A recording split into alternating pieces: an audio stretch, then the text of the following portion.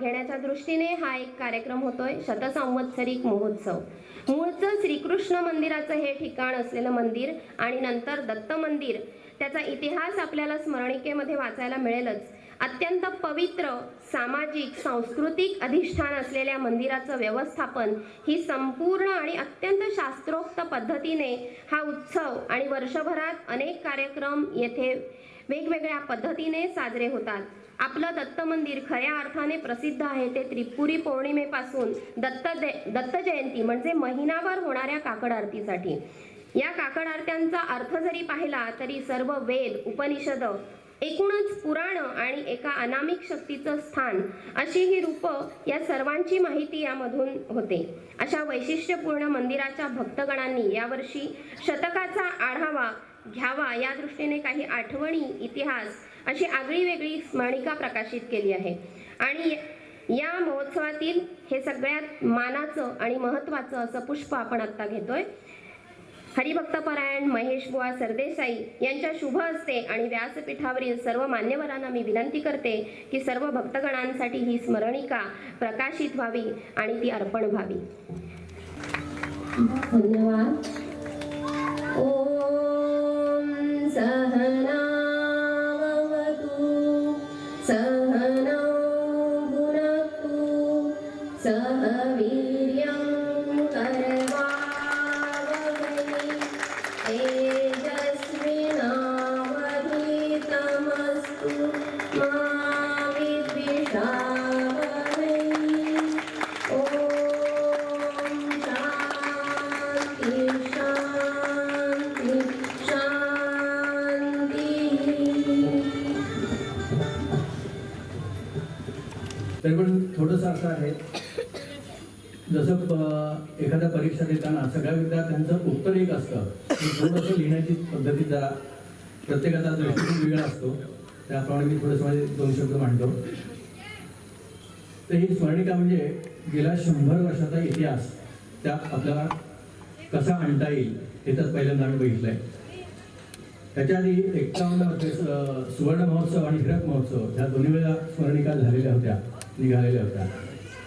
पण ते पूर्णपणे असं काही आपल्या त्या मिळू शकले नाही बघायला. तरी पण चैतन्यानं त्यातले काही पानं दिलेली होती आणि त्याच्यावरनं त्याचं ठरवलं की काय काय आपल्याला अजून करता येईल. तर तिथपासून आमच्याकडे सुरुवात झाली. खरं बघायला गेलं तर हा गेल्या 100 वर्षामध्ये प्रत्येक टप्प्यावरचा हा जो आपला उत्सव आहे तो वर्धिष्णू स्वरूपात होतोय असं आपल्याला दिसून येईल. आणि ह्याबद्दल कोणाचं दुमत असणार नाही. कारण हे केवळ उत्सवच असं नाही तर मंदिराची वास्तू आणि बाकीच्या उत्सवाची एक पद्धती म्हणण्यापेक्षा जे जुन्या लोकांनी ज्यांनी जे संस्थापक आहेत ज्यांनी जे एक आखणी करून दिलेली आहे कोणते कार्यक्रम असावेत त्याला तडा न जाऊ देता त्यात अजून कसं काय काय आपल्याला भरता येईल, भर घालता येईल अशा पद्धतीनं ह्या सगळ्या पुढच्या पिढींनी ह्या उत्सवाला वर्धिष्णू स्वरूपात आता ह्या टप्प्यावर आणून ठेवलेलं आहे. म्हणून असं असल्यामुळे साधारण हे आता जे बदल आहेत हे 2007 नंतर आपल्याला जास्त दिसून येतील. म्हणजे ही वास्तू मोठी झालेली आहे. हे समोरचं पटांगण, नंतर हे आपण स्टेज वापरतोय, हे स्टेज मंदिराला अर्पण केलं गेलं, पुरोहित वास्तू अर्पण केली गेलेली आहे. मी ह्या जे सगळे हे टप्पे झालेले आहेत ह्याचं कुठंतरी नोंद होणं गरजेचं होतं असं वाटलं. आणि म्हणून असा एक विषय निघाला की स्मरणिका काढायची का. हा असा एक प्रश्न जो आहे तो तसा तितकासा अप्रस्तुत होता. कारण प्रत्येकाचं मनात ह्याचं उत्तर हो असंच होतं. तरी पण आपला खुंटा हलवून बळकट करत असं म्हणतात त्याप्रमाणे आम्ही हे केलं की यावर्षी आपण ही स्मरणिका काढूया. तर स्मरणिका काढण्यामागचा एक उद्देश असा आहे की अजून गेल्या 100 वर्षामध्ये हा उत्सवाची इतिहास काय आहे, कोणत्या परंपरा होत्या, त्यात कसे बदल होत गेले, कसे चांगले चांगले नवीन प्रयोग पुढे येत गेले, हे सगळे आपण कव्हर करूया. ह्यासाठी सगळ्यांना आपण आवाहन केलं की ह्या आळीतल्या प्रत्येकाने किमान एक लेख द्यावा.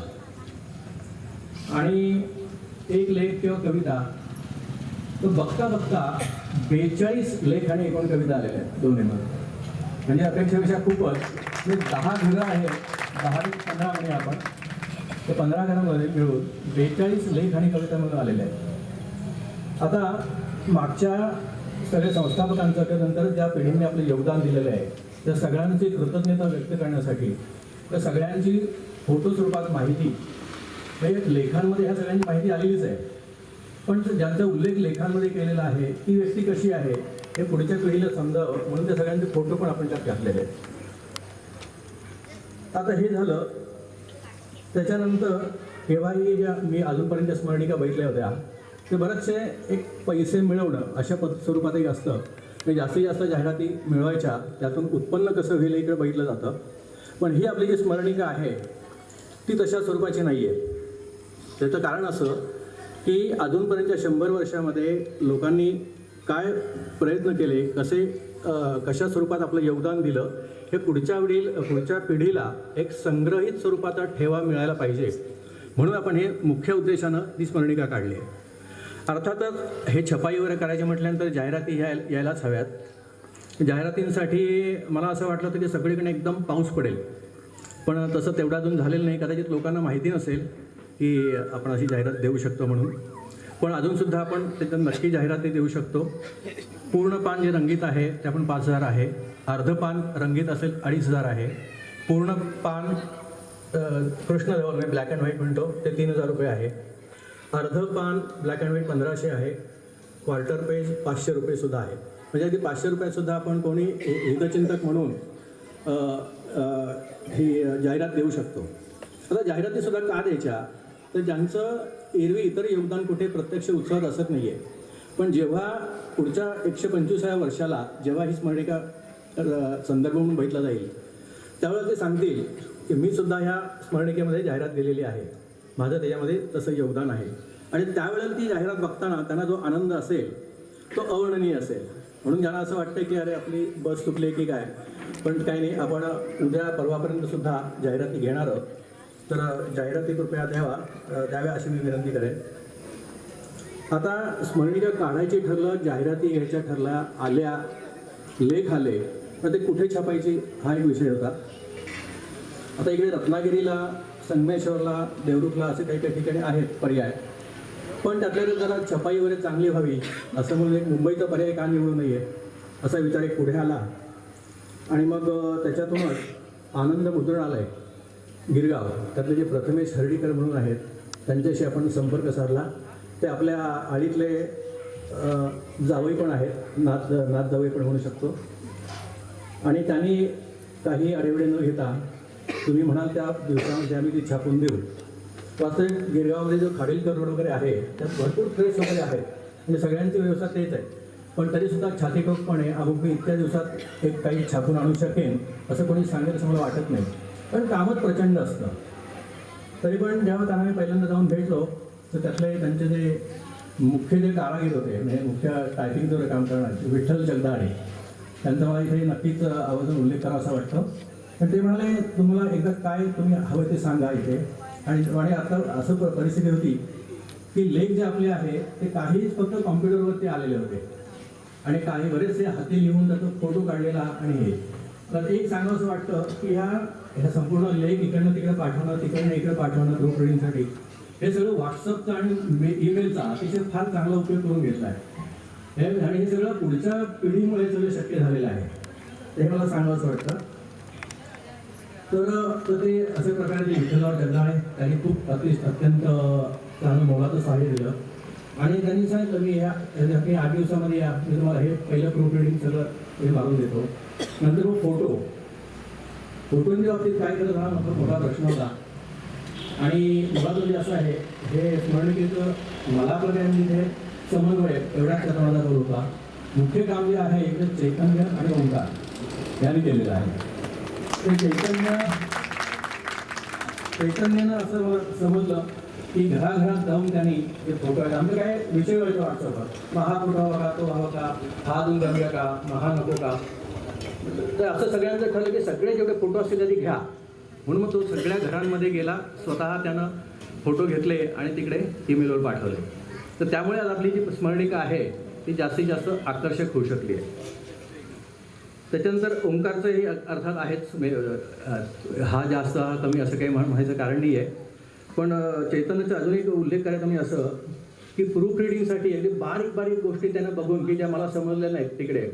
काय होतं एखाद्या वेळेला आपण समोर जेव्हा प्रत्यक्ष कामाच्या समोर असतो तिथं काही वेळा आपल्या लक्षात येत नाही की अमुक एक चूक आहे किंवा एक राहिलं आहे किंवा जास्त आलं आहे, पण तो इकडनं लगेच अमुक ह्या ठिकाणी असं हवं का, म्हणजे प्रेझेंटेशनची पद्धत कशी आहे बघा, ह्या ठिकाणी असं हवं आहे का असं मला वाटतं, इदम मम मतम असं तो लिहायचा. तर मला मजा वाटायची. संस्कृत वगैरे त्याला आहे व्यासंगाचा प्रश्न ते. तर म्हणजे असं इतकं मायन्युटली हे बघतात. म्हणजे ही जी आताची पिढी आहे हे उद्याचे आधारस्तंभ आहेत असं आपण बिनधास्तपणे म्हणू शकतो. आणि त्यामुळे आपल्या उत्सवाला जे आहे ते नक्कीच भवितव्य चांगलं आहे. चैतन्य आणि ओंकार यांचे मनःपूर्वक आभार.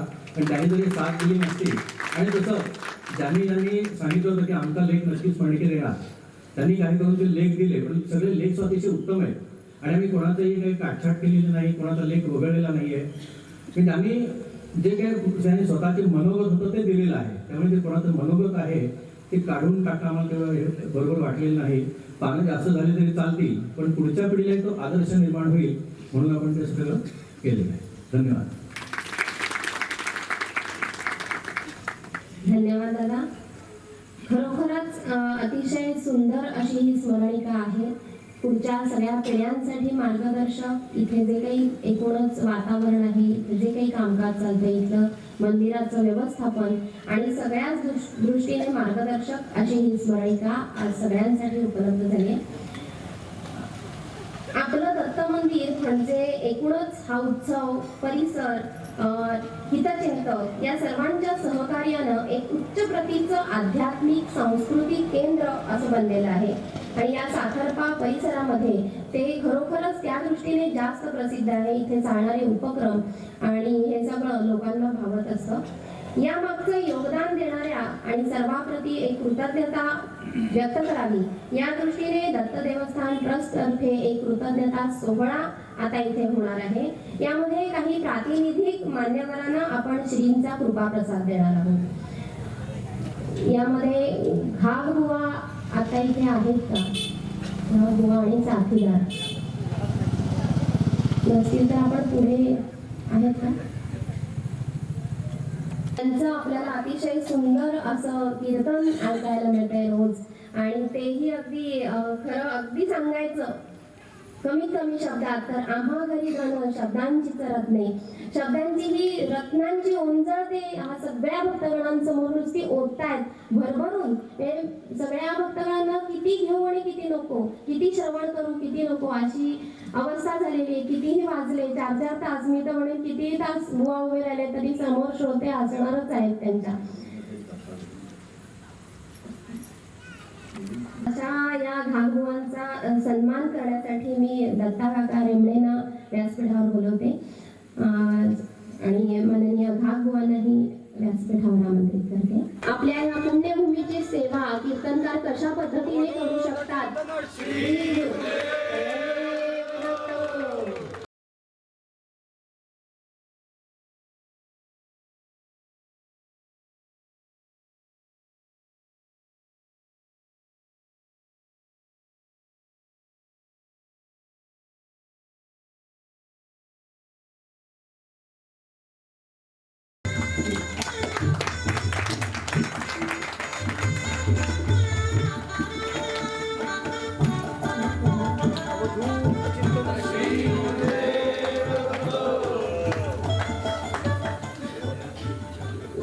यानंतर तबला वादनाची साथ करणारे श्रीयुत राजू जोशी यांना पण मी व्यासपीठावर आमंत्रित करते. आणि यांचा सत्कार करण्यासाठी चिरंजीव ओंकार आटले जो आता तबला वादनामध्ये कुठेतरी आपल्या पायऱ्या चढू पाहतोय.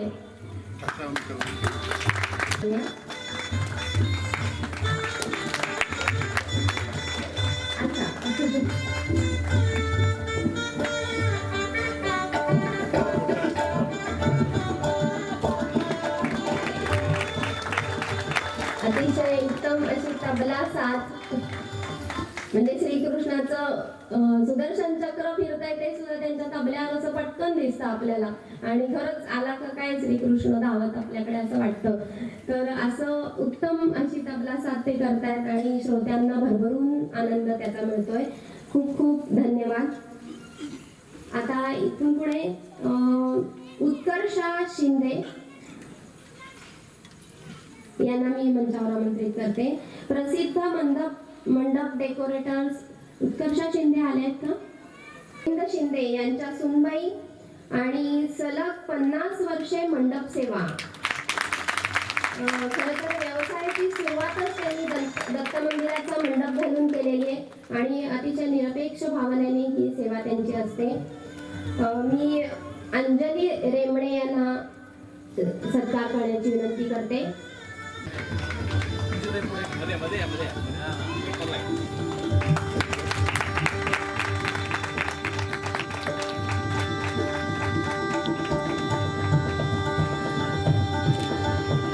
धन्यवाद. यानंतर श्रीधर दादा कबनूरकर या संपूर्ण उत्सवामध्ये संपूर्ण केटरिंग व्यवस्था त्यांच्याकडे आहे. श्रीधर दादा आलेले आहेत का? श्रीधर दादा आले नसतील तर त्यांच्या मिसेस किंवा दोघं मिळून या.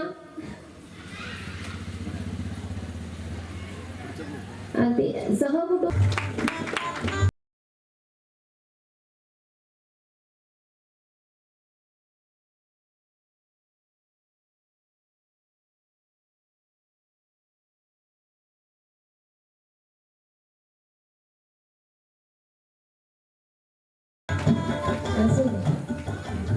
श्रीयुत राजेंद्र सरदेश पांडे गेली 4-5 वर्ष मंदिर आणि परिसराचं विनामूल्य रंगकाम ते करत आहेत.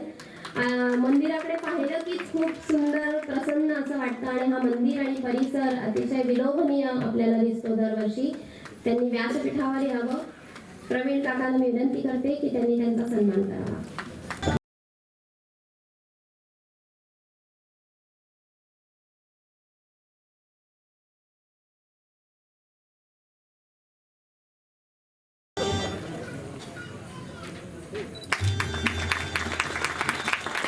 धन्यवाद. श्रीयुत जयंत सरदेश पांडे अजरामर सरबत देवरू यांनी व्यासपीठावर यायचंय. जयंत सरदेश पांडे आलेले आहेत का? जयंत सरदेश पांडे यांनी आपला जो पहिल्या दिवशीचा संपूर्ण दत्तपादुका दिंडी सोहळा जो झाला, संपूर्ण आपल्या गाव आणि परिसरामध्ये ज्या पादुका फिरल्या त्यामध्ये जे सहभागी लोक होते त्या सगळ्यांना कोकम सरबताचं वाटप केलं होतं. त्यामुळे उत्साहामध्ये ही सगळी दिंडी जवळजवळ 4 तास चालली होती. यानंतर श्रीयुत आळवणी सर आज ते आलेले नाहीयेत. जवळजवळ सलग 10 वर्षे त्यांनी हार्मोनियमची साथ कीर्तन सेवेमध्ये केली होती. त्यांचाही सन्मान देवस्थान ट्रस्टतर्फे होणार आहे. यानंतर डॉक्टर रामचंद्र वासुदेव भागवत, केदार रेमणे, समीर रवाथे यांच्या आत्या सुनंदा ताई हे उपस्थित आहेत का? त्यांनी खालीच थांबला तरी चालेल, एकत्र दोघेही थांबा. डॉक्टर भागवत आणि सुनंदा ताई. केदार दादाला मी विनंती करते की त्यांनी यांचा सन्मान करावा.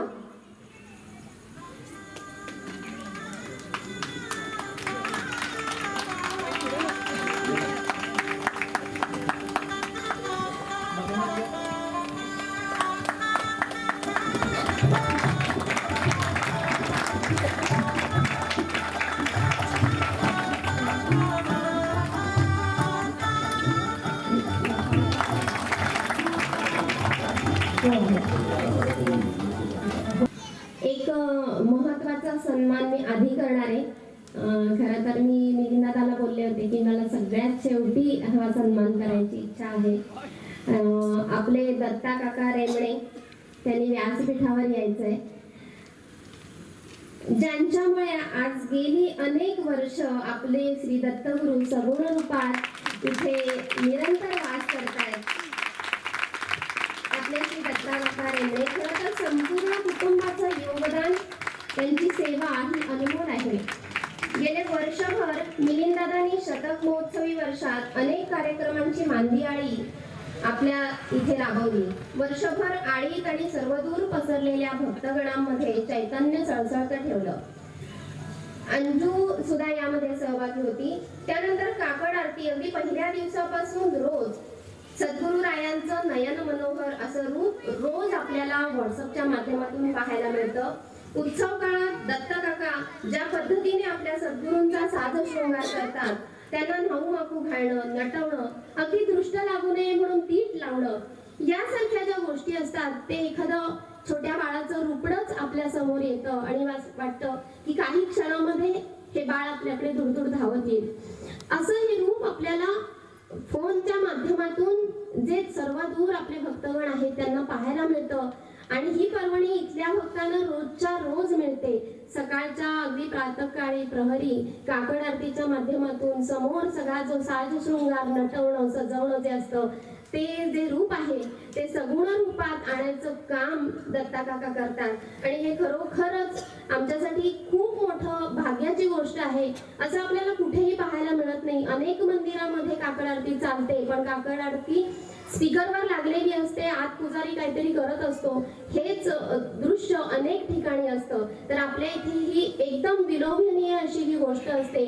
सगुण रूपाचं मला एक उदाहरण सांगावंसं वाटेल. थोडा वेळ वाढतोय आपला, पण त्यांची जी भावना आहे म्हणजे अगदी ते जेव्हा जन्मकाळ होत असतो तेव्हा सुद्धा ते बाळ जन्माला आलं तर ती दाई कशा पद्धतीने ती आई न्हाऊ माकू घालेल, तो जो त्यांचा काही पायावर मांडीवर घेऊन बसणं असेल, ते बाळ असं वाटतं की कधी एकदा आपण आपल्या मांडीवर घेतो, असं एक क्षण निर्माण झालेला असतो. तर एका मित्राने आपल्या गाडीमध्ये असं रामकृष्ण परमहंसांची मूर्ती बसवलेली असते आणि ती त्याने बाहेर तोंड करून बसवलेली असते कारमध्ये. तर मित्र त्याला म्हणतो, का रे बाबा ही बाहेर का तोंड केलंय ह्याचं? तर तो म्हणतो, अरे ते सारखे माझ्याकडेच बघत राहिले तर त्यांना बाहेरचं बघायला कधी मिळणार? मला तसं वाटतं बाहेर सगळं छान बघावं, तसं माझ्या रामकृष्णांना सुद्धा बाहेरचं बघायला मिळावं.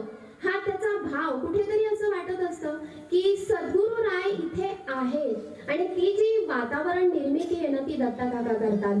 त्यांचा भावनाच अशी असते की माझ्या समोर सद्गुरू राय आहेत प्रत्यक्ष. त्यांना मी छान न्हाऊ घालेन, त्यांना स्वच्छ धुवेन, त्यांना छान साज शृंगार करेन, त्यांना सुंदर कद नेसवेन, त्यांचा जे अलंकार आहे ते छान पद्धतीने घालेन. आणि हे सगळं पाहिल्यानंतर एक जो सुंदर असं आपल्याला दर्शन त्या सद्गुरूंचं होतं. त्यामुळे कधी आपलं वर्ष निघून जातं, ती जी काही ऊर्जा मिळते ती दत्ता काकांमुळे मिळते आणि त्यांचं संपूर्ण कुटुंब यामध्ये सहभागी असतं. अगदी अंजू सुद्धा पहाटे जर बघितलं तर पंचपक्वान्नाचा नैवेद्य ताट भरून देवासमोर आणून ठेवते.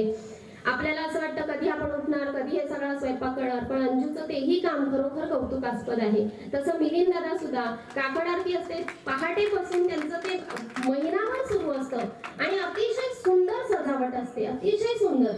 आणि मी तर म्हणेन सगळ्या हार करणाऱ्यांना सुद्धा हे धन्यवाद आहे की त्यांनी केलेले हारही इतके सुंदर असतात की शोभून दिसते आपली मूर्ती. त्याच्यामध्ये अण्णा काका आपले रेखणी करतात डोळ्यांची वगैरे, त्यामुळे सद्गुरू अजून शोभून दिसतात. ह्या सगळ्याचं श्रेय कुठेतरी दत्ता काकांकडे जातं आणि वर्षानुवर्षे ही परंपरा त्यांनी पुढे चालवत ठेवली. तीच परंपरा पुढे मिलिंदादा ही पुढे चालवतात आणि आपले सद्गुरू राय असेच आपल्यावर अखंड कृपा वर्षाव त्यांच्या रूपातून करत राहणार आहेत. आणि आपल्याला खरोखर मी तिकडे प्रार्थनाही करेन की उदंड असं आयुष्य दत्ता काकांना आणि त्यांच्या परिवाराला मिळो आणि आपल्यालाही असंच दर्शन लाभो. त्यांचा सत्कार करण्याची विनंती मी गिरीश काकांना करते की त्यांनी दत्ता काकांचा सन्मान करावा आहे.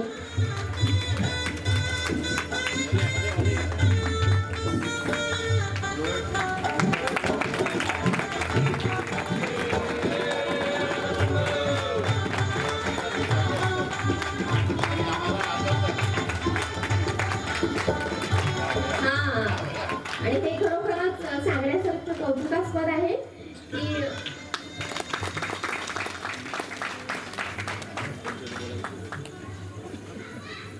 पहाटे काकड आरती आहे म्हणून ते रात्री कधी आपल्यात नाहीत असंही होत नाही. इतका दणदणून नाच करतात की आपल्याला सगळ्यांना बाहेर पडायची वेळ येते. इतकं ते जोरात सगळ्यांना नाचवून ते दत्ता काकांच्या भोवती म्हणजे आधीच आमच्यामुळे प्रश्न असतो, आता चला आपल्याला बहुतेक बाहेर काढायची वेळ येणार. इतकं ते जोरात, म्हणजे कुठेही त्यांचा उत्साह एक क्षण देखील कमी झालेला नसतो. म्हणजे मला वाटतं ते या सगळ्या काळामध्ये झोपत सुद्धा नसतील, सारखा त्यांच्यामध्ये सद्गुरू असा वास करत असेल असं वाटत राहतं. खूप खूप धन्यवाद काका. आणि ते आम्हाला सुद्धा नाचवतात.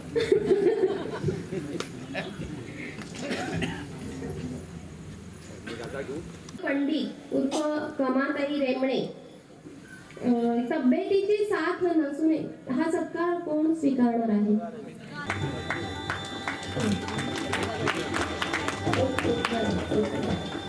त्यानंतर श्री व सौ वल्लभ आणि लता गुरव इथे आलेले आहेत.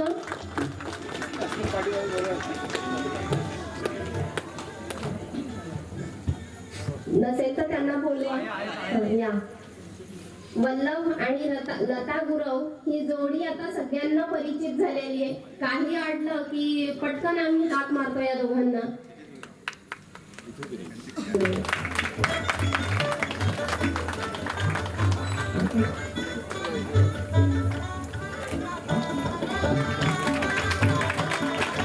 धन्यवाद. इथून पुढचे सगळे सन्मान खालीच होणार आहेत. अशी त्यांनी सद्गुरुरायांना अर्पण केली. त्यांचा सन्मान करण्याची विनंती मी मधुरा रेमणे यांना करते. सुनीता वसंत पंडित तिथं जागेवरच उभी राहा. मधुरा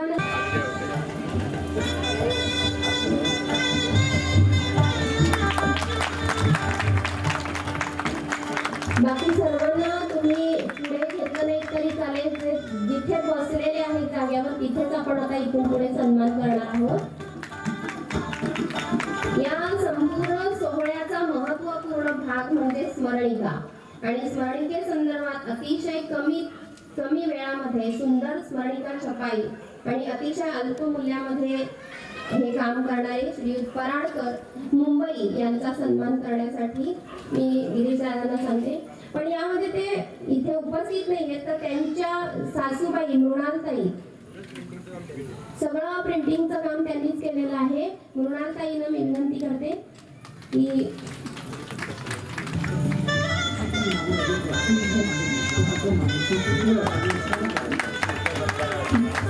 बाळदादांबरोबर या स्मरणिकेसाठी ज्यांनी खऱ्या अर्थाने आपला बहुमोल वेळ दिला यांनी व्यासपीठावर यायचंय.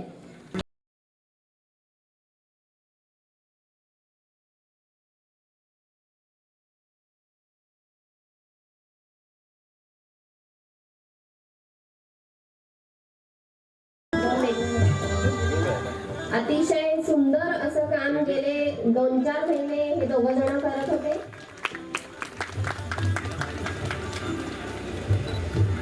मला वाटतं रात्री म्हणजे मी सुद्धा त्यांच्या बरोबर 12-1 वाजता वगैरे व्हॉट्सअपवर असायची की काय चाललंय तुमचं, मग आपण अशा पद्धतीने करूया. आणि ते जागे असायचे याची मला गंमत वाटायची की केव्हाही प्रश्न टाकला काहीतरी की त्याचं उत्तर लगेच काहीतरी यायचं त्याच्यावरती. खूप खूप धन्यवाद. या सगळ्या उत्सवामध्ये 80 वर्षानुवर्ष जे भक्तिभावनेने जोडलेली गेलेली काही व्यक्ती आहेत, ज्यामध्ये माननीय श्रीयुत पांडुरंगभाई नार्वेकर यांचा सहभाग खूप मोठा आहे. त्याच्यानंतर श्रीमती लक्ष्मी शिंदे आणि ती एक बुजुर्ग व्यक्ती. लक्ष्मी शिंदे आली का? नाही. खर तर अखंड ग्राम स्वच्छता अभियान आणि अडीअडचणीच्या वेळेला लक्ष्मीची आठवण होत असते आपल्याला. तिचाही सन्मान आपण करणार आहोत. यानंतर अनंत गणेश कात्रे यांचा सन्मान मंदार आटले यांनी करावा अशी मी त्यांना विनंती करते. मंदार आणि दत्तगुरूंची सेवा, मुखात दत्तनाम आणि भक्तीचं वातावरण अशा पद्धतीने यांचं काम सुरू असतं. आनंद सरपोतदार यांचा सन्मान त्यांचा सुपुत्र अभिजित सरपोतदार हे करणार आहेत. या सगळ्या व्यक्ती आपल्यामध्ये वावरत असतात आणि भक्तीचं वातावरण आपल्या या उत्सवामध्ये सतत निर्माण होत असतं.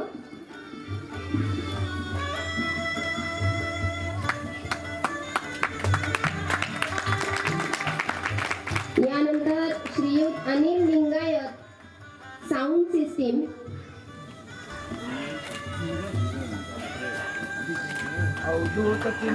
पिता पुत्र आहेत हे.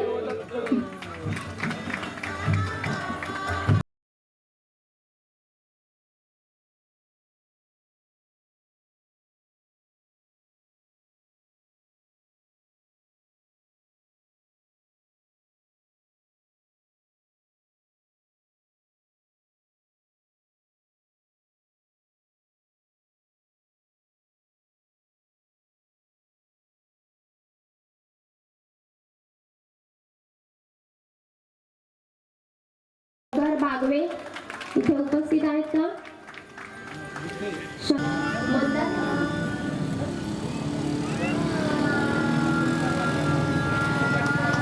यानंतर अभ्यंकर वहिनी,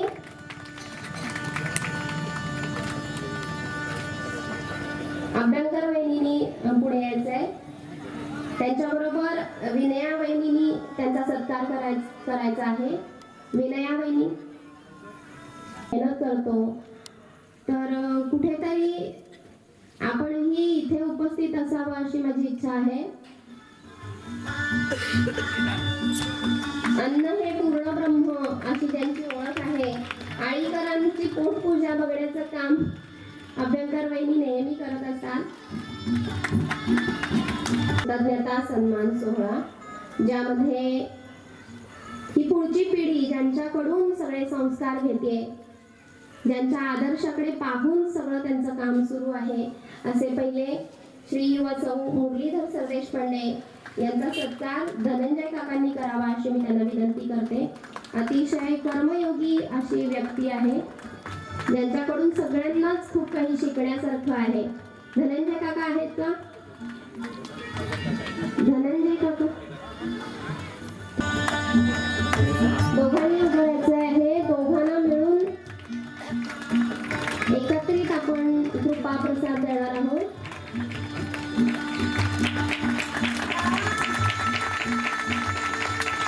यानंतर केशव काका सरदेश पांडे यांचा,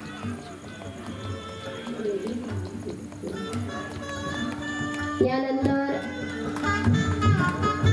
गोविंद अण्णा नवाथे मखर मूर्तीची रेखाटणी यासारखी कामं त्यांची अतिशय सुंदर असतात. यांचा सन्मान सुमित आठले यांनी करावा. सुमित आहे का? नसेल तर उपेंद्र सरदेश पांडे यांनी सन्मान करावा. यानंतर दोघांचा सन्मान एकदमच होईल.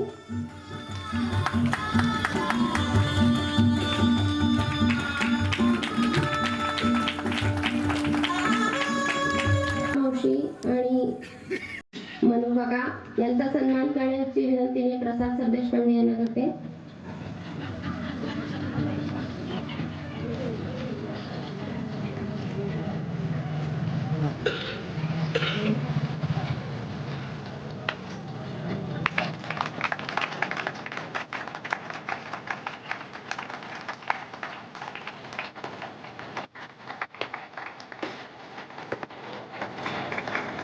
त्यानंतर यशवंत काका नवाथे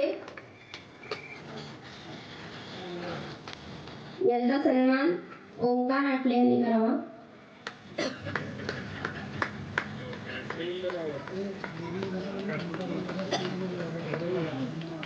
मिलिंद दादा, मंदार दादा, धनंजय दादा या सगळ्यांनी स्टेजच्या आजूबाजूला यायचं आहे.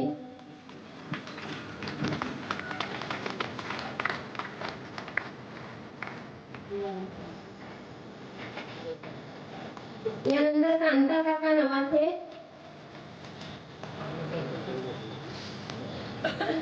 कांता काका नवाथे. कालचा जो आपल्याकडे अध्यक्ष होता कार्यक्रमाचा मिहिर पानवरकर याचे हे आजोबा आहेत.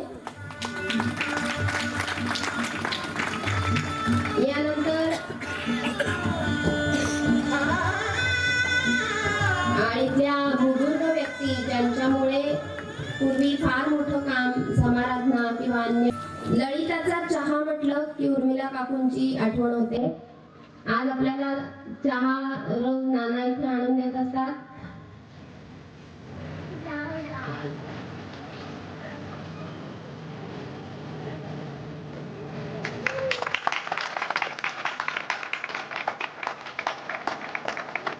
यानंतर सुलोचना काकू रेमणे यांचा सन्मानही विद्यावहिनींनी करावा. अतिशय सुंदर असे भगवंतासाठी हार करण्याचं ते काम करतात.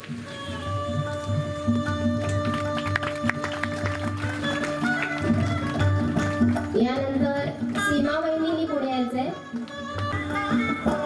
यानंतर मंगल काकू नवाथे यांचाही सन्मान सीमा वहिनींनी करावा.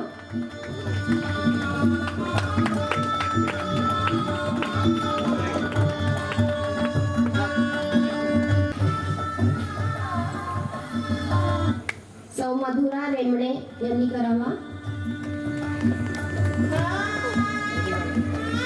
मधुरा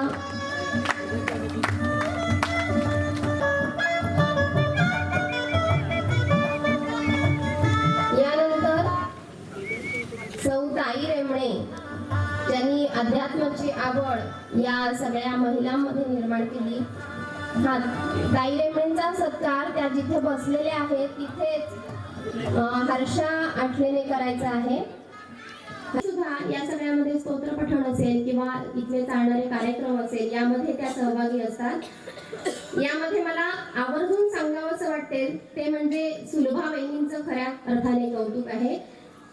ते अशासाठी की सद्गुरू कसा असावा, आपण सारखे करी ती तात्काळ, असं कुठेतरी मला त्यांच्या बाबतीत म्हणावंसं वाटतं की त्या नुसत्या नजरेने त्यांच्याकडे एक धाकाचं वातावरण असतं आणि त्याचा ठेका तो बरोबर पडावा या दृष्टीने नुसतं पाहतात आणि इतके सुंदर नामगजर त्या करतात ते दोघं जण. किंवा ऋतुजा असेल, पूजा, पूर्वा ह्या सुद्धा मुली अगदी आत्मविश्वासाने पुढे बोलवलं, नुसतं नजरेने त्यांनी बोलवलं की ती मुलं पुढे येतात आणि नामगजर करतात. खरोखर कौतुकास्पद अशी ही गोष्ट आहे आणि हे करून घेण्याचं सामर्थ्य कुठेतरी सुलभाताईंकडे आहे. आणि तेच सुलभाताईंचं अजून सुलभावहिनीचं कौतुक यासाठी की इथल्या सगळ्या महिला वर्ग जो व्यस्त आहे आपल्या कुटुंबामध्ये, कामामध्ये, त्यांना सुद्धा बाहेर काढून त्या जशा आहेत तसं त्यांना घेऊन भजन कला त्यांच्याकडून सादर करून घेतात. भजनाची सेवा सद्गुरू पायाशी अर्पण करायचा त्या प्रयत्न करतात. ते भजन सेवा सुद्धा अतिशय सुंदर आपल्या इथे साजरी होत असते. सगळ्या मुली श्रेया, श्वेता, मुग्धा, आकांक्षा, सिद्धी, मधुरा, वृषाली सगळ्या माहेरवशणींची नावं घ्यायला लागले तर खूपच होतील. या सगळ्या माहेरवशणी सुद्धा या सगळ्या उत्सवामध्ये सहभागी असतात. त्यामध्ये आवर्जून मला काही जणींचा उल्लेख करावा असे वाटेल. यामध्ये मायाताई, वंदुताई अशा काही जणी आहेत की ज्यांनी वर्षभर असं चैतन्य आणीमध्ये सळसळत ठेवलं होतं. व्हॉट्सअपवर त्या सतत कार्यरत असायच्या. म्हणजे मला गंमत वाटायची की कसं काय या सगळ्याचं अगदी टिपणं ठेवल्यासारखं आणि लक्ष ठेवून आहेत. आणि खरोखर म्हणजे तिकडून जिथे कुठे असेल तिथून त्या प्रोत्साहन द्यायचं काम त्यांचं चालू असायचं. हा कुठेतरी कौतुकास्पद विषय आहे. कारण इथे जे काम चालू असतं त्यातून कोणीतरी पाठीवर थाप मारणारा गरजेचा असतो. त्याचं काम या सगळ्या माहेरवशणी करत असतात. मिलिंद दादा, समीर दादा, केदार दादा, मंदार दादा, सुमित, ओंकार, चैतन्य, श्रीधर साऱ्यांचंच योगदान अगदी वैशिष्ट्यपूर्ण आहे. समीर वैदेही हे आर्थिक व्यवस्थापन पाहतात. केदार, मधुरा यांचं काकड आरतीची जबाबदारी असते. सुलभावहिनी काकड आरतीची जबाबदारी घेत असते. मंदार दादा खरं तर लहान वयात राजकारणात उतरून अतिशय शांतपणे काम करण्याची हातोटी त्यांच्याकडे आहे. सुमित एकूणच जे वर्षभर जे कार्यक्रम होत होते त्याच्यावर अतिशय समग्र आणि सुंदर असं ते लेखन करायचे. सुमित दादाचा हा एक गुण खरोखर कौतुकास्पद की एखादा इथे सोहळा घडला, एखादा कार्यक्रम झाला की त्याचं अगदी व्यवस्थित वर्णन व्हॉट्सअपवर येत होतं. त्यामुळे प्रत्यक्ष आपण इथेच मंदिरामध्ये उपस्थित आहोत असं आम्हाला वाटायचं. यानंतर ओंकार महिला भजनात तबला साथ आणि सगळी टेक्निकल जबाबदारी. त्याच्यानंतर चैतन्य लहान वयात संपूर्ण इतिहास जाणून घेण्याची त्याची जिज्ञासा, जुने दस्तऐवज सांभाळून ठेवण्याची हातोटी, त्यांचं सगळ्याचं कागदपत्रांचं संकलन. आज जर तुम्ही उद्या 4 दिवसांनी जेव्हा स्मरणिका हातात घ्याल तर त्यामध्ये त्याने जे सगळे कष्ट घेतले, परिश्रम, म्हणजे घराघरामध्ये जाऊन आणलेले फोटो असतील, जुन्या बुजुर्गांचे, अगदी म्हणजे काही 100 वर्षाचा आढावा घेतला तर इथल्या मंदिराचं सुद्धा, मंदिराचे फोटो, त्या काळातलं मंदिर आपलं पहिलं कसं होतं, नंतर कसं होतं, हे सगळे फोटो सुद्धा आपल्याला पाहायला मिळतात. घराघरातल्या व्यक्ती ज्या आपल्यामध्ये नाहीत पण काही वर्षांपूर्वी ज्या आपल्यामध्ये निघून गेल्यात, परंतु हा सगळा उत्सव पुढे नेण्यासाठी ज्यांनी काम केलं यांचे फोटो सुद्धा आपल्याला स्मरणिकेत पाहायला मिळतात. तर कुठेतरी त्यांच्याकडून प्रेरणा आपण घेणार आहोत. ते त्याचा कुठेतरी एक भाग म्हणून चैतन्याने जे काम केलंय ते खरोखर कौतुकास्पद आहे आणि अगदी अभिमानास्पद असं ते काम आहे. आणि कुठेतरी असं मला वाटतं की भारतीय संस्कृतीचा इतिहास जपण्यासाठी आणि ती वैभवाप्रत अशीच नेण्यासाठी अशा मुलांची खरोखर गरज आहे की ज्यांना हे सगळं कुठेतरी पाहावं, अनुभवावं आणि त्याची माहिती जाणून घ्यावी. हा कुठेतरी विचार या पुढच्या मुलांमध्ये असेल तर ही सगळी संस्कृती आपली अशीच टिकणार आहे आणि अशीच बहरत जाणार आहे. यानंतर श्रीधर अगदी शांत राहून, तो एक शब्दही बोलत नाही, पण अगदी पहाटेपासून चला सतरंजी घालायची, सतरंजी घालायला मदत करेल, कुठे झाडायचं झाडायला मदत करेल, म्हणजे असं शांत राहून काम करणारी सुद्धा अशी मुलं आहेत. यानंतर अशोक काका, अरुण काका धार्मिक कार्यामध्ये यांचा सहभाग असतो. श्रीयुत संजय काका वेदमंत्रांचे ज्ञान पठण, पुढच्या पिढीमध्ये वेदमंत्रांचे संस्कार करण्याचं ते काम करतात.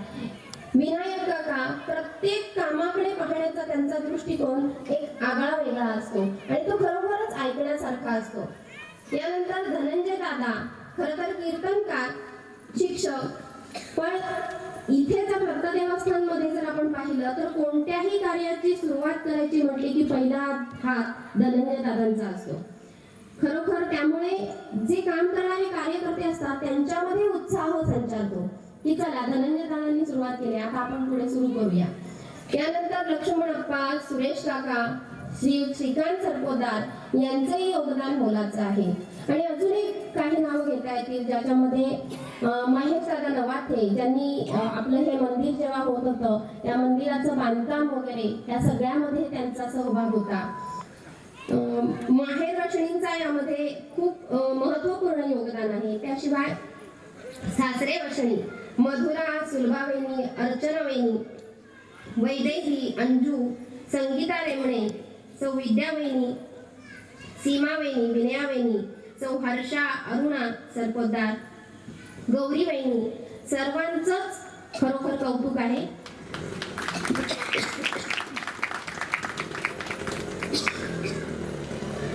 या बरोबरीनंच काही असे भक्तगण आपल्यामध्ये आहेत ज्यांच्यामध्ये बाबू पांचाळ, बाबू गुरव पडेल ते काम करून या उत्सवामध्ये ते सहभागी असतात.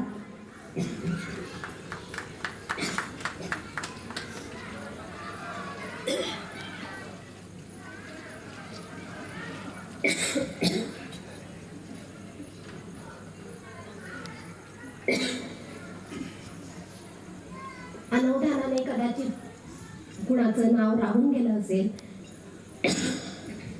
पण सद्गुरुरायांचे कृपाशीर्वाद सर्वांना खूप खूप मिळत अशी मी प्रार्थना करते.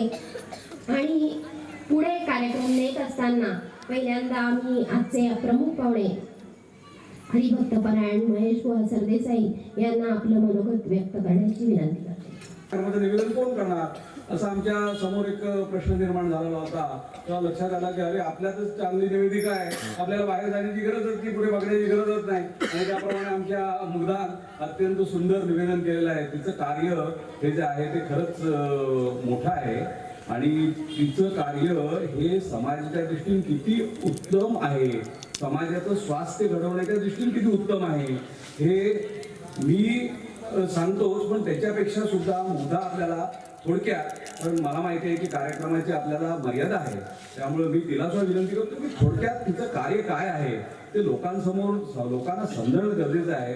आमच्या इथे सुद्धा तिनं जवळजवळ 15 दिवस आमचा योगाचा क्लास घेतला. आता आम्ही सगळे करतोच असं नाहीये, पण आम्ही लोकांना तरी सांगतो की योगा करणं चांगलं आहे आणि हे श्रेय तिचं आहे. कारण सुंदरपैकी त्या वेळेला तिनं हा क्लास घेतला, आम्हाला चांगलं मार्गदर्शन केलं.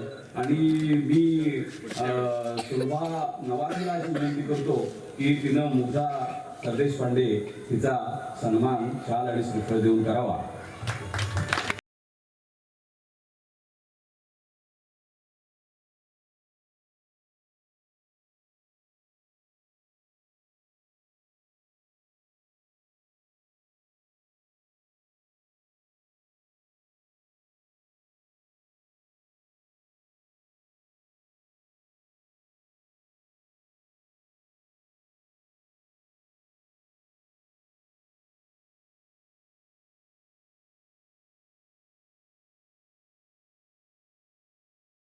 त्याच्यानंतर आर्या आणि प्रसाद या सगळ्यांचं यामध्ये खरं तर मोलाची साथ आहे, म्हणूनच मी हे काम करते.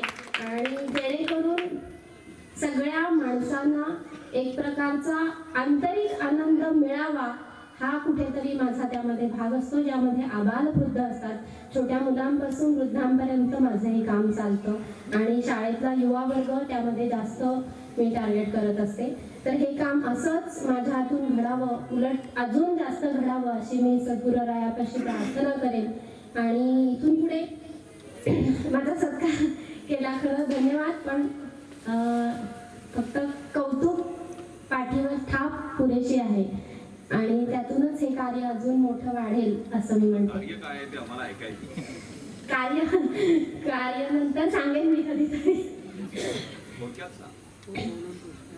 मी विवेकानंद केंद्र कन्याकुमारी या संस्थेचं काम करते आणि त्याची एक ब्रँच चिंचवडला आहे. आणि या अंतर्गत मनुष्य निर्माण राष्ट्र पुनरुत्थान मी आधी पहिल्यांदा स्वतःला घडवते आणि स्वतःला घडवता माझी मुलं की ज्यांच्यामध्ये मी जात असते, शाळा असतील, कॉलेज असतील, त्याच्यानंतर सगळ्या क्षेत्रामध्ये माझं काम चालतं. मेडिकल असू दे, इंजिनिअरिंग असू दे, सगळ्यांसाठी एक पर्सनॅलिटी डेव्हलपमेंट त्यांनी स्वतःला कशा पद्धतीने घडवायला पाहिजे किंवा मी जन्माला आलोय तर भगवंताने माझ्यासाठी कोणतं काम दिलेलं आहे याची जाणीव त्यांना कुठेतरी प्रत्येकाला व्हावी आणि निष्ठापूर्वक असं त्या व्यक्तीने आपली जी काही भूमिका आहे, मग शिक्षक असेल तर शिक्षक म्हणून त्याने काय करणं गरजेचं आहे, पालक असेल तर पालक म्हणून त्याचं काय काम आहे, विद्यार्थी असेल तर विद्यार्थी म्हणून त्याने काय केलं पाहिजे, या पद्धतीने आम्ही काम करतो. आणि याच बरोबरीने अनेक संस्था ज्या अनाथ आहेत, कुष्ठरोगी आहेत, अपंग आहेत, अंध आहेत, या सगळ्या संस्थांमधून माझं काम चालतं, ज्यांच्यासाठी अन्नधान्याची सुविधा पुरवणं असा एक आम्ही उपक्रम राबवतो, ज्याच्यामध्ये अमृत सुरभी योजना आहे. आणि यातून आम्ही फक्त त्यांना धान्य देत नाही किंवा नुसतं जेवू घालणं असं अपेक्षित नसतं की तिथे त्यांच्याबरोबर आम्ही वावरतो, त्यांच्यामध्ये राहतो आणि त्यांना एक आनंद द्यायचा प्रयत्न करतो. आणि त्याच पलीकडे जाऊन मी योग शिक्षकही झालेली आहे, त्याचा अभ्यास थोडाफार आता पुढे सुरू आहे. आणि या योगाच्या माध्यमातून रोज माझ्या 2 बॅच असतात, या बॅचमधून आम्ही योगा थेरपी करतो आणि ज्या माध्यमातून खूप चांगले रिझल्ट आम्हाला वेगवेगळ्या आजारांवरती मिळत आहेत. त्यामुळे योग प्रसार जे विवेकानंदांचा योग हा जो पाया होता त्याच्यावर मोठ्या प्रमाणावर सध्या चिंचवडमध्ये काम आमचं चालू आहे. आणि योगाच्या माध्यमातून स्वस्थ आयुष्य लोकांना द्यावं. आज डॉक्टरकडे गेल्यावर आपण पैसे भरतो पण पुन्हा त्याच स्थितीमध्ये येतो, वेदना थोड्याशा कमी होतात पण पुन्हा त्याच परिस्थितीमध्ये आपल्याला जगावं लागतं. पण योग आपण जर शिकलो तर अंतर्बाह्य आपली चित्तशुद्धी होते आणि मन आनंदित झालं की आपलं आयुष्य, आपलं आरोग्यही स्वस्थ राहतं. हा कुठेतरी आमचा बेस आहे की मन तुमचा आनंदी असू दे की तुमच्याकडे कुठलाच आजार फिरकणार नाही. या दृष्टीने आमचं योगामध्ये सध्या मोठ्या प्रमाणावर काम चालू आहे. आणि हा योगा अगदी छोट्या मुलांपासून अगदी वृद्ध लोकांपर्यंत सगळ्यांसाठी आम्ही घेत असतो. मला एवढं काम करायचं आहे आणि हे काम असंच वाढावं अशी आमची इच्छा आहे. या सगळ्याला तुमची साथ असावी. मी मागेही म्हटलं होतं, मला इथला योग वर्ग जेव्हा घेतला तेव्हा खूप छान अनुभव आले इथल्या सगळ्या. आता मी असं म्हणेन की इथले माझे विद्यार्थी जे मोठे होते सगळे माझ्यापेक्षा, पण मी जे काही सांगत होते ते त्यांना श्रवण करण्याची इच्छा होती आणि त्यातून काहीतरी लाभ होतोय याची जाणीवही त्यांना होत होती. त्यांच्यामध्ये राहून मला पण खूप काही शिकायला मिळालं, त्यामुळे त्यांनाही खूप खूप धन्यवाद. तर असं हे काम खरं तर खूप मोठं आहे, त्याचा कुठेतरी छोटासा अंश आमच्याकडून घडतोय, एवढंच मी म्हणेन.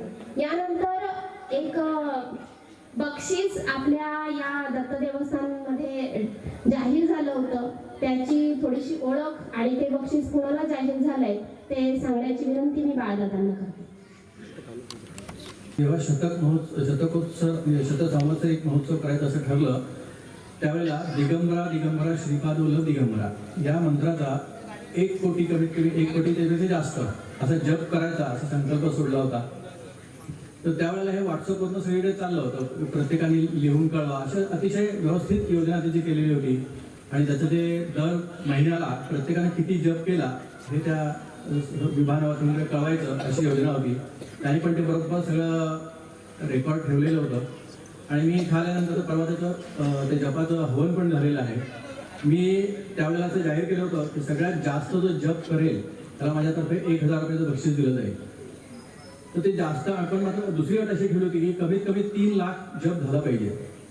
तर 3 लाख असं 11 का ठेवलं असेल तर कमीत कमी जर 50 लोक जर ह्याच्यात सहभागी झाले तर 50 गुणिले 3 म्हणजे 1.5 कोटीपर्यंत जप होऊ शकतो. म्हणजे 1 कोटीची आपली संख्या आहे तिथपर्यंत आपण पोहोचू शकू. म्हणून एक काहीतरी लालूच असं माझ्या मनात आलं, म्हणून मी म्हटलं होतं की जास्तीत जास्त जो जप करेल त्याला माझ्याकडून 1000 रुपये बक्षीस दिलं जाईल. आणि आता मी विभागाला विचारलं तर ते यशवंत काका नवाथे यांनी 13,65,000 जप केलेलं आहे. आणि एकूण जप सुद्धा 1.5 कोटीच्या पुढे झालेला आहे. बाकीच्या अन्य सुद्धा लोकांनी भरपूर केलेलं असते जप. तर सर्वांचंच मी म्हणजे कौतुक करतो, कारण जपाला एक माळ जरी ओढायची म्हटली तरी किती कष्ट पडतात हे मी पण अनुभवले.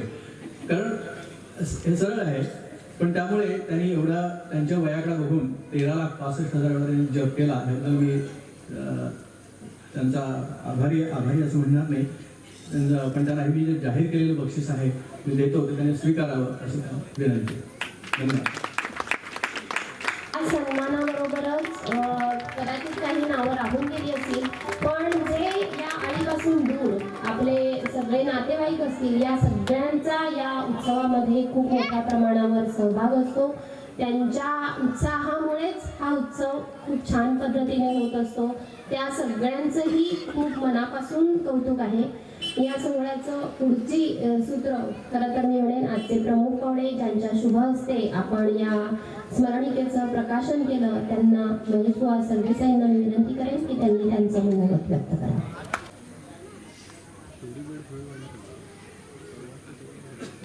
नमस्कार. सन्माननीय व्यासपीठ आणि तुम्ही उपस्थित सर्व भक्त मंडळी. कार्यक्रमाचा संकेत म्हणून त्यांनी प्रमुख पाहुणे असा उल्लेख केला. खरं तर प्रमुख पाहुणे ऐकल्यानंतर मलाच संकोचल्यासारखं खरं तर झालं, कारण 12 वर्ष तुम्ही मला कीर्तनकार म्हणून ऐकलं आणि त्याच्याही आधी मी कीर्तन श्रवणाकरता किंवा उत्सव अन्य कार्यक्रमाच्या निमित्ताने इथे येत होतो. त्यामुळे मला 3 साल आठवत आहे. संगमेश्वर असुर्ड्यात कोंड असुर्ड्याला रामनवमीचा उत्सव चालू होता आणि तिथे बापू आणि वकील साहेब असे आले होते आणि त्यांनी विचारलं की आमच्याकडे दत्त जयंतीचा उत्सव असतो, तुला माहिती आहे, तर 1 वर्ष सांभाळशील का उत्सव? खोटं कशाला सांगू, माझी इच्छा होती उत्सव करायची, कीर्तन सेवा करायची आणि त्या पद्धतीनं होय म्हटलं. आणि 2003 सालातला पहिला इथे उत्सव कीर्तन सेवा मी केली. आपण सगळ्यांनी ते गोड मानून घेतली आणि पुढे 12 वर्ष योग आला. हे श्रेय माझ्या इतकंच तुम्हालाही आहे. आणि म्हणून शतसंवत्सरिक उत्सवाच्या निमित्तानं तुम्ही प्रकाशित केलेली जी स्मरणिका, हा जो अपूर्व असा योग आहे आणि त्या स्मरणिकेचं प्रकाशन करण्याचं भाग्य मला मिळाला हा माझ्या जीवनातला एक चांगला योग आहे असं मी मानतो. आणि खरंच सांगतो, मगाशी मी कीर्तन ऐकायला येऊन बसलो. कार्यक्रमाची सुरुवात झाल्यानंतर नाव इथे जाहीर करेपर्यंत माझ्या हस्ते ते प्रकाशन व्हायचं वगैरे मला काहीच कल्पना नव्हती. त्यामुळे असा एक तो सुखद धक्का किंवा अतिशय चांगला योग होता. त्या स्मरणिका ज्या आहेत त्या मागच्या पिढीनं हे उत्सव सोहळे किंवा जे एकंदर कार्यक्रम असतात ते सुरू राहण्याकरता काय काय कष्ट घेतले असतील किंवा काय काय आपल्या पद्धती आहेत त्याच्या मागची कारण मीमांसा काय आहे ते सगळं पुढच्या पिढीपर्यंत कायमस्वरूपी राहण्याचा असा एक दस्तऐवज आहे. आणि त्या पद्धतीनं तो तयार झालाय.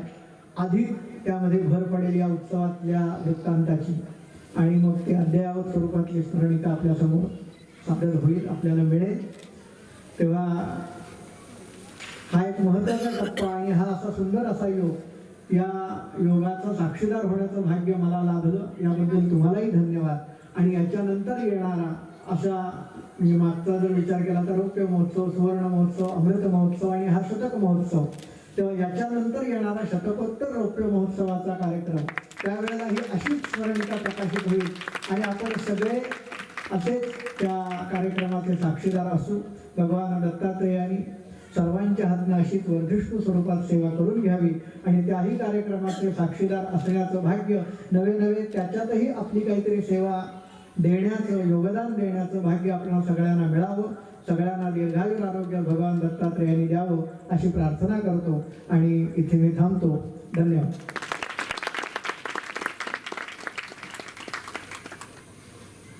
धन्यवाद. महेशवानी खूप छान आपल्याला एक समाधानकारक असं स्मरणिकेचं एक प्रकाशन सोहळा जो त्यांच्या शुभ हस्ते झाला त्या संदर्भात त्यांची मागची भूमिका आहे सगळी आपल्याला सांगितली. यानंतर खरं तर अध्यक्षांचं भाषण आहे, मधुकाका येत आहेत, पण त्यापूर्वी मी जे काम करते त्याचा एक भाग आणि आपल्या सगळ्यांच्या जिव्हाळ्याचा विषय असं म्हणेन तर असा एक कार्यक्रम आम्ही येत्या काळामध्ये ठेवतोय. 9 एप्रिल ते 15 एप्रिल 2018 यामध्ये चिंचवडमध्ये आपण श्री रामकथा आयोजित केलेली आहे आणि जी रामकथा मकरंदबुवा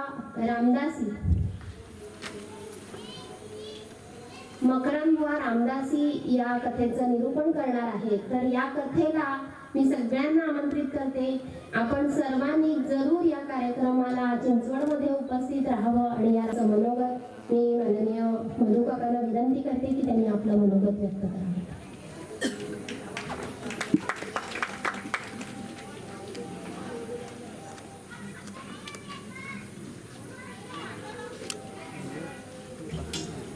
आदरणीय व्यासपीठ आणि उपस्थित श्रोतृगण, आत्ताच मुग्धानं इतकी नामावली वाचून दाखवली की ज्यांचा ह्या कार्यात सहभाग आहे ते सगळे बघितल्यानंतर आणि ते निर्णयाने जे काम करत आहेत त्याच्यानंतर मला असं वाटायला लागलं की ह्या दत्त देवस्थानने एक आपली इव्हेंट मॅनेजमेंट कंपनी काढावी. त्यांना असे दुसरीकडचे उत्सव मॅनेज करायची संधी मिळेल इतका त्यांनी अनुभव मिळालेला आहे या लोकांना. सगळे यंग जनरेशन कामाला लागलेले होते. मी आल्यानंतर बघत होतो. कुठलंही काम हे माझं नाही असं मला इथे दिसलेलं नाही. हे खरोखर कौतुकास्पद आहे. कुठल्याही संस्थेचं काम जर यशस्वी व्हायला असेल तर एक तर अशा प्रकारचं टीमवर्क लागतं. जास्तीत जास्त ज्याला आपण ओपन कारभार असावा लागतो की जे काही आपण करतोय ते आपण एकट्यानं करत नाही हो किंवा कुणाशी न लपवून आपण करत नाही हो. अशा प्रकारची एकदा सगळ्या तुमच्या सभासदांच्या मनात भावना निर्माण झाली की अशा प्रकारची कामं होऊ शकतात. मला आश्चर्य वाटलं की काल की परवा रात्रीची आरती ही भगिनींची होती.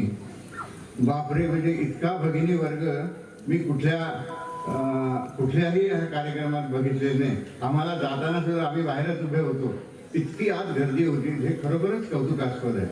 तसंच सकाळचं त्यांनी लेडीजचा कार्यक्रम असतो, तिथेच काकडा आरतीला सुद्धा एवढी माणसं.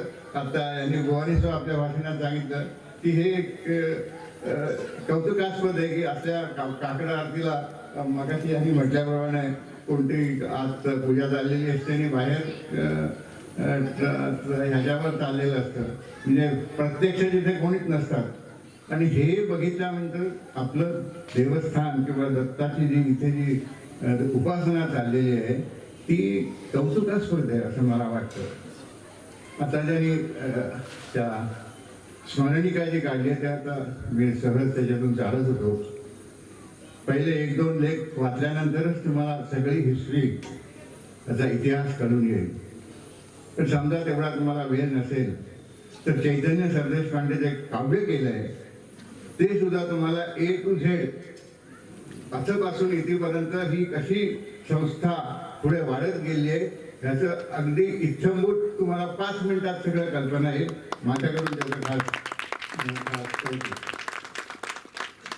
आता जोशींनी उल्लेख केला जाहिरातीचं काम जरा निराळं असतं. त्याची आधी 5-6 महिने तयारी करायला लागते. तुम्ही जर म्हणालात आपण पत्र पाठवलं आणि ते कोणी जाहिरात दिली असे जनरली होत नाही. तुम्हाला तिथे 4-5 वेळा फॉलोअप करायला लागतो. त्यांच्याकडे जाऊन तिथे काय तुम्ही काम करताय, तिथे एखादी ओळख पाहिजे. आता विश्वनाथला माहिती आहे, आपण जेव्हा मागच्या वेळी मुंबईची जी कमिटी होती ते आम्हाला असंच आम्ही कितीतरी फिरत होतो आणि तेव्हाच आम्हाला त्या जाहिराती मिळाल्या. त्यामुळं आत्ता सुद्धा मिळतील तर पण तुम्ही म्हणाल 4 दिवसात दुसरं तुमच्या हातात अंक मिळेल ते कठीण आहे. महिनाभर तरी लागेल. तुमच्या सगळ्या ह्या जाहिराती जर छापायच्या असतील, इतर काही असेल तर आतून 1-1.5 महिन्याची माहिती तयारी ठेवा की त्याच्यानंतर हा अंक ह्या सर्व तयारीनिशी तुमच्या हातात मिळेल.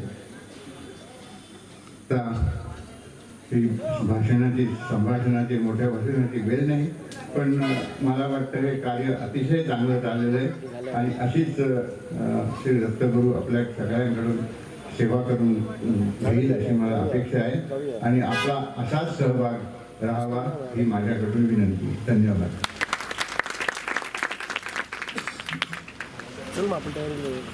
धन्यवाद काका. आता सगळ्यात शेवटचा भाग तो म्हणजे आभार प्रदर्शन. हा संपूर्ण शतक महोत्सव आणि ज्या सगळ्यांनी योगदान दिलेले आहे त्या सर्वांचे दत्त देवस्थान ट्रस्टतर्फे मनपूर्वक आभार आणि मनपूर्वक धन्यवाद. ज्यांनी आपल्याला सहकार्य केलं त्या सर्वांचे आभार आणि आपल्या सर्व उपस्थित भक्तगणांचेही आभार. खरं तर आनंदाचे डोही, आनंद तरंग, अश्रूच हे वातावरण, ही प्रसन्नता आणि भगवंताचे कृपाशीर्वाद आपल्या सर्वांवर अखंड राहोत हीच प्रार्थना आपण भगवंताकडे करूया आणि आजचा कार्यक्रम इथे संपवूया. प्रार्थना म्हणूया.